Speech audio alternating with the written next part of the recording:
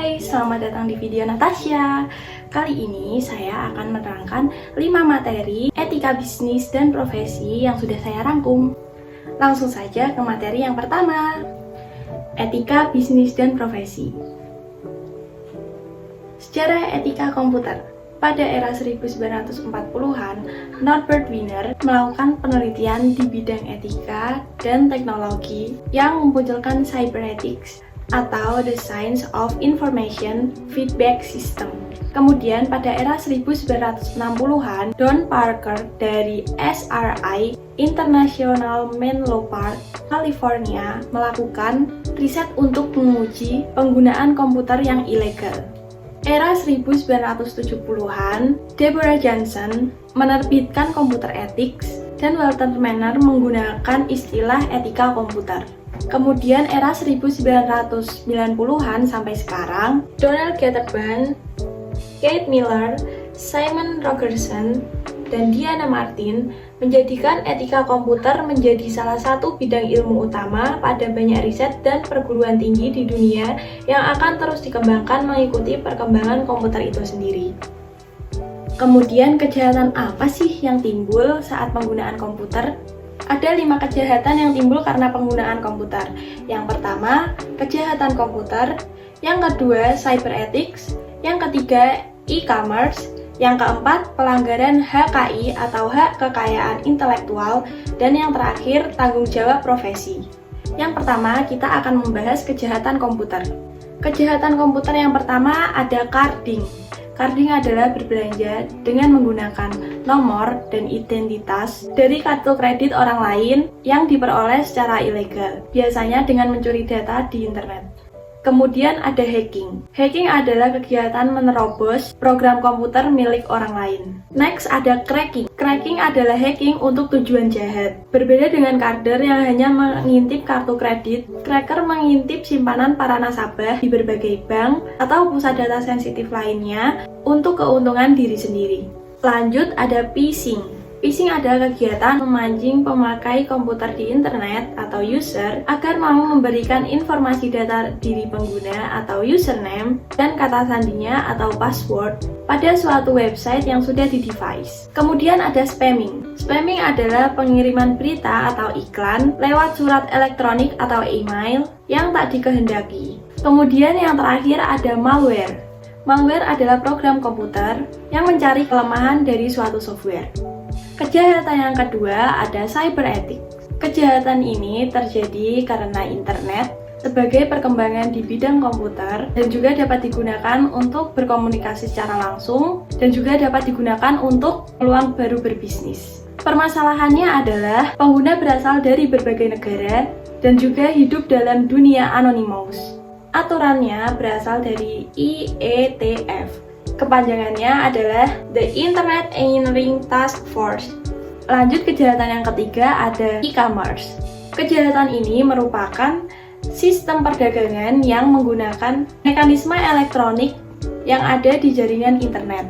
Namun juga menimbulkan beberapa permasalahan seperti masalah pajak, perlindungan konsumen, dan pemalsuan tanda tangan digital. Kemudian yang keempat ada pelanggaran HKI atau hak kekayaan intelektual.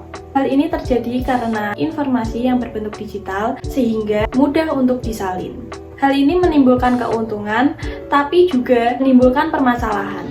Contohnya, pembajakan perangkat lunak, shoplifting, penjualan CD ilegal, dan penyewaan perangkat lunak ilegal. Kemudian, kejahatan yang terakhir ada tanggung jawab profesi. Munculnya kode etik profesi untuk memberikan gambaran adanya tanggung jawab bagi para pekerja di bidang komputer untuk menjalankan tugas dan fungsinya secara baik dan profesional. Materi yang kedua adalah pekerjaan, profesi, dan profesional. Pekerjaan adalah kebutuhan yang bersifat praktis untuk memenuhi kebutuhan-kebutuhan yang lainnya. Misalnya, kebutuhan ekonomi seperti sandang, pangan, dan papan, dan kebutuhan psikis atau rohani. Tujuan dari pekerjaan adalah memenuhi kebutuhan hidup, kemudian mengurangi tingkat pengangguran dan kriminalitas, dan yang terakhir, mengontrol gaya hidupnya agar dapat mengatur, merencanakan, dan mengontrol kegiatan apa yang akan dilakukan. Kemudian profesi. Profesi adalah suatu bentuk pekerjaan yang mengharuskan pelakunya memiliki pengetahuan tertentu yang diperoleh melalui pendidikan formal, keterampilan tertentu yang didapat melalui pengalaman kerja, dan terus memperbaharui keterampilannya sesuai perkembangan teknologi. Yang terakhir, profesional. Profesional adalah seseorang yang menjalankan profesinya secara benar dan melakukannya menurut etika dan sifat-sifat profesional. Sikap-sikap profesional diantaranya ada komitmen tinggi, tanggung jawab, berpikir sistematis, mengetahui materi secara mendalam pekerjaan yang sedang dilakukannya. Materi yang ketiga, profesi dan meningkatkan profesionalisme bidang teknologi informasi. Teknologi informasi merupakan teknologi yang selalu berkembang baik secara revolusioner, seperti perkembangan di dunia perangkat keras, maupun yang lebih bersifat evolusioner, seperti perkembangan di dunia perangkat lunak. Profesi di bidang teknologi informasi merupakan profesi yang tergolong baru di antara profesi-profesi yang lainnya. Untuk itu, perlu dilakukan standarisasi dari sebuah profesi agar pelaku profesi tersebut dapat mempertanggungjawabkan kemampuannya dalam menjalankan pekerjaan atau profesionalisme. Standarisasi dan sertifikasi oleh badan-badan resmi yang ditunjuk oleh pemerintah atau dilakukan juga oleh industri secara langsung yang sering disebut vendor certification. Secara umum, pekerjaan di bidang teknologi informasi terbagi dalam 4 kelompok. Yang pertama, perangkat lunak. Ada sistem analis, programmer, web designer, dan web programmer. Yang kedua, perangkat keras.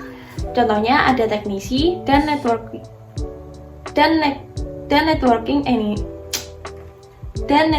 engineer. Yang ketiga, operasional sistem informasi. Contohnya ada EDP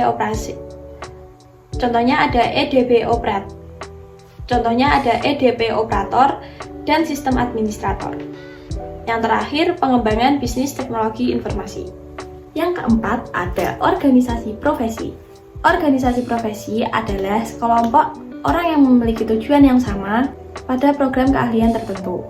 Contoh organisasi profesi yang pertama ada IDI atau Ikatan Dokter Indonesia, yang kedua PPNI atau Persatuan Perawat Nasional Indonesia, yang ketiga PII atau Persatuan Insinyur Indonesia, yang keempat ada IAPI atau Ikatan Akuntan Publik Indonesia, yang kelima IAI atau Ikatan Apoteker Indonesia, keenam IAII atau Ikatan Ahli Informatika Indonesia, dan yang terakhir ada IDRI atau Ikatan Dosen Republik Indonesia.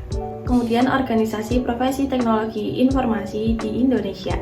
Di Indonesia sudah berdiri sebuah organisasi profesi di bidang komputer sejak tahun 1974 yang bernama IPKIN. Kepanjangannya adalah Ikatan Pengguna Komputer Indonesia.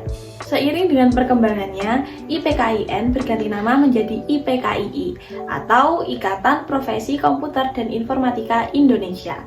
Tujuan dari didirikannya organisasi ini adalah untuk meningkatkan, pemanfaatkan, dan pengembangan teknologi komputer dan informatika di Indonesia guna menunjang pembangunan nasional serta berperan sebagai wadah komunikasi, konsultasi, dan koordinasi antar anggota. Kelima, kode etika. Kode etik yaitu norma atau asas yang diterima oleh suatu kelompok tertentu sebagai landasan tingkah laku sehari-hari di masyarakat maupun di tempat kerja. Kode etik juga merupakan susunan moral yang normatif yang disebut etika atau susila yang dirumuskan. Kemudian kode etik profesi. Kode etik profesi adalah sistem norma atau aturan yang ditulis secara jelas dan tegas serta terperinci tentang apa yang baik dan tidak baik, apa yang benar dan apa yang salah, dan perbuatan apa yang dilakukan dan tidak boleh dilakukan oleh seorang profesional. Peranan kode etik. Yang pertama, ada inspirasi dan tuntunan. Yang kedua, dukungan. Ketiga, pencegahan dan disiplin. Keempat, pendidikan dan pemahaman timbal balik. Dan yang terakhir, mendukung citra profesi di mata publik. Berikut ini adalah beberapa tujuan kode etik. Yang pertama, melindungi anggota organisasi untuk menghadapi persaingan pekerjaan profesi yang tidak jujur dan untuk mengembangkan tugas profesi sesuai dengan kepentingan masyarakat. Yang kedua, menjalin hubungan bagi anggota profesi satu sama lain dan menjaga nama baik profesi. Yang ketiga, merangsang pengembangan profesi dan kualifikasi pendidikan yang memadai. Yang keempat, mencerminkan hubungan antara pekerjaan profesi dan pelayanan masyarakat dan kesejahteraan sosial. Kelima, mengurangi kesalahpahaman dan konflik baik dari antar anggota maupun dengan masyarakat umum. Dan yang terakhir, membentuk ikatan yang kuat bagi semua anggota dan melindungi profesi terhadap pemberlakuan norma hukum yang bersifat imperatif sebelum disesuaikan dengan saluran norma moral profesi.